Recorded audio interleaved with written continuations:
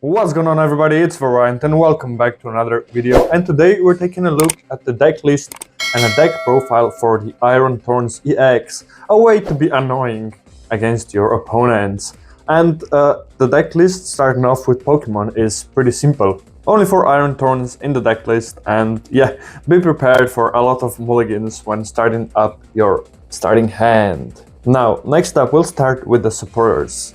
We have 2 copies of Penny.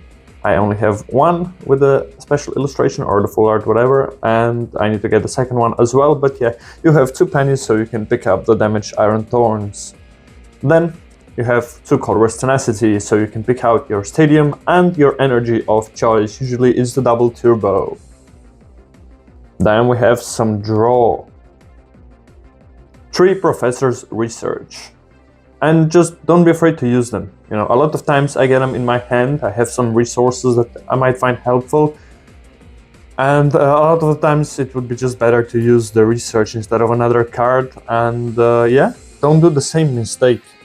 And moving on forward, we have, I keep picking up 4, we have 3 copies of Judge, and I quite like this Judge as well, this art.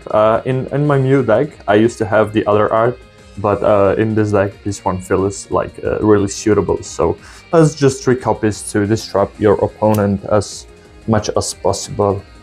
And then, of course, 4 copies of Boss's Orders. You need the boss basically all the time if the Pokemon catchers fail, and we will get onto that in a second. So yeah, 4 Boss's Orders to put it to the side, and they combine nicely with the full art Iron Thorns EX. And then we have for Arven as well, because we have few items and tool cards at our disposal. And before we continue, I want to give a special shout out to Matz Accessories for providing me this beautiful playmat. And not only that, me and Matz Accessories are partnering up for a giveaway.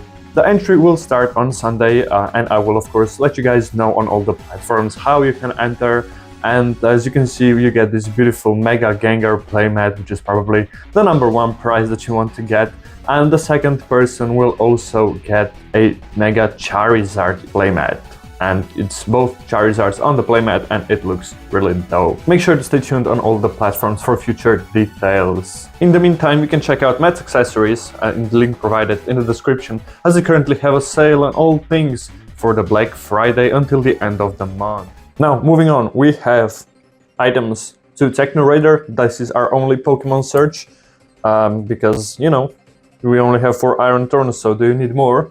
Then we have 1 Earthen Vessel to get our 2 Lightning Energies, and we'll get to the energies at the end as well of how many we play. And then in this list, I decided to play 4 Crushing Hammers, because you really want your opponent to not get the energy needed for the attack. So with Crushing Hammers you can do a lot of disruption, and then 2 Enhanced Hammers as well to add on to the Crushing Hammers. These are really useful for I guess Lugia, and you know, as well as Terrapagos, because they have a DTE. So if you're lucky, if you use 2 of those and 2 Crushing Hammers hit heads, you can win against Terrapagos as they run out of energies to attack. And then we have 1 copy of Canceling Clone. For now, it's only 1 copy because Mimikyu is quite a big problem, so I want maybe to have 2 copies, just in case I get 2 Mimikyus, like a control player or something like that, or a Snorlax. And then we have 1 Lost Vacuum.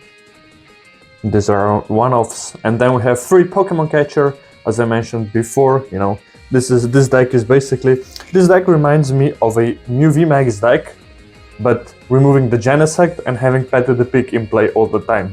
You do around 130 damage, as much as Mew does, or 140 with the Choice Belt and DT. And here you do 140, 120, and you lock out your opponent out of abilities. You switch out your Pokemon, you retreat. You know, you do all that. You disrupt. So it feels like a really slow Mew. And then our ace deck of choice is the Prime Catcher. There's nothing too wrong about that. Then we have 4 Pokegear. We really want to get our supporters, the ones that we need, and a lot of times you might not get any supporters in your hand, so relying on a Pokegear is always good.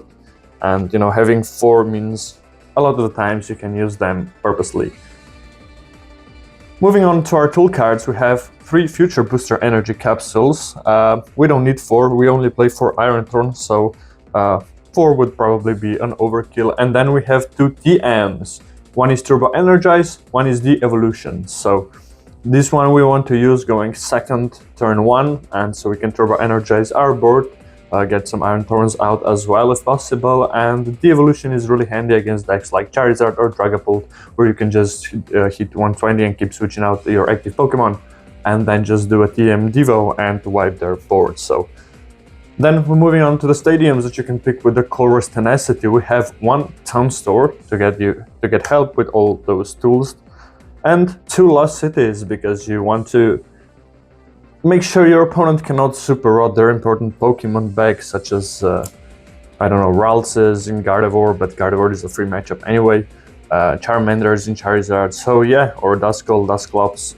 A lot of things come good from the Lost City, and once again reminds me of Mew, and especially with the DTEs as well.